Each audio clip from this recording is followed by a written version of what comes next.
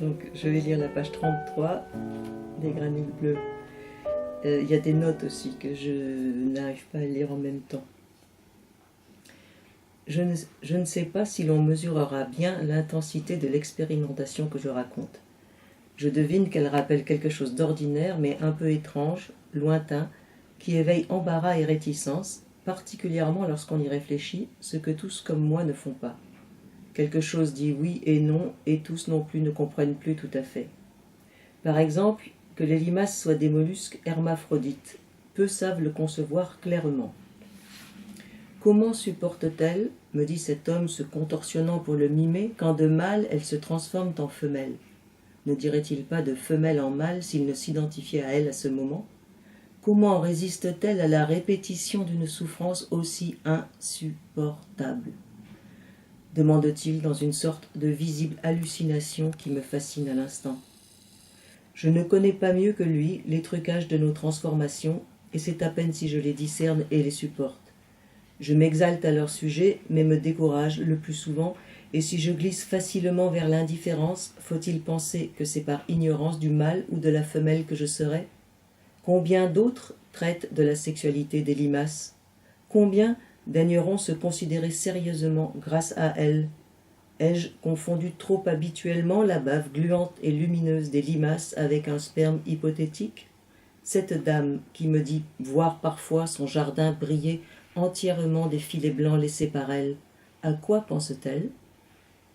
Durant la longue copulation avec leurs semblables, les limaces ne se transforment pas comme le supposait l'homme de la page 34. Limaces mâle-mâle ensemble, puis limaces femelle-femelle seule, mais ce bouillonnement du sperme après plusieurs heures de lente et fantasmagorique contorsion, ce bouillonnement de bave et de sperme, nous ne nous lassons pas de le rechercher.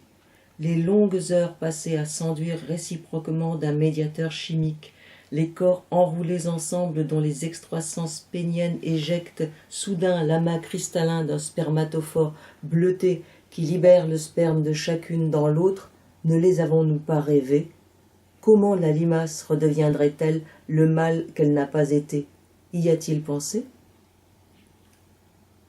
Ça vous ira là, non? Vous ne vous lassez pas, vous. Encore un tout petit peu de limace, voilà, encore un petit peu. Bon, alors, je lirai la suite, alors. Hein. Je ne peux pas m'excuser, limace. Ce que j'ai fait est irrévocable. Dès la première pincée de sel, j'ai su que je te blessais mortellement. L'ai-je cru plus tôt? L'ai-je pensé trop vite? Que je ne t'épargnerai rien de nos combinaisons.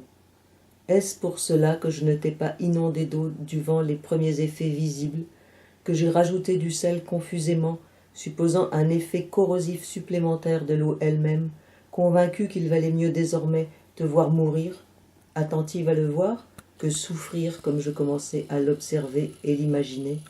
Souffrir est un mot difficile à écrire et difficile à se représenter. Dit autrement, ce sont tes convulsions, limace, qui m'ont effrayé. Je n'ai pas eu peur comme on a peur pour soi, mais de ce que je faisais, comprenant plus ou moins que je le faisais, et me voyant le faire, ignorant peut-être plus ou moins que je le faisais à ce moment, me précipitant à exagérer, à poursuivre, prétextant encore que je le faisais pour toi, plus certainement pour que cesse ma stupeur et l'excitation de ma curiosité. Je ne pourrais pas dire, limace, si je t'ai tué pour sauver quelque salade ou pour l'écrire, pour mener à bout cet exercice avec toi, dont je ne sais désirer que la fin. Et maintenant que tu n'es quasi plus rien, je ne sais pas ce que tu étais, petit noyau réduit au tiers de ton volume, noir dans la tache de bave qui a débordé le sel. Limace, tout à fait fondue, tu glisses doucement, lumineuse et tachetée, dans l'obscurité de mon crâne obstiné.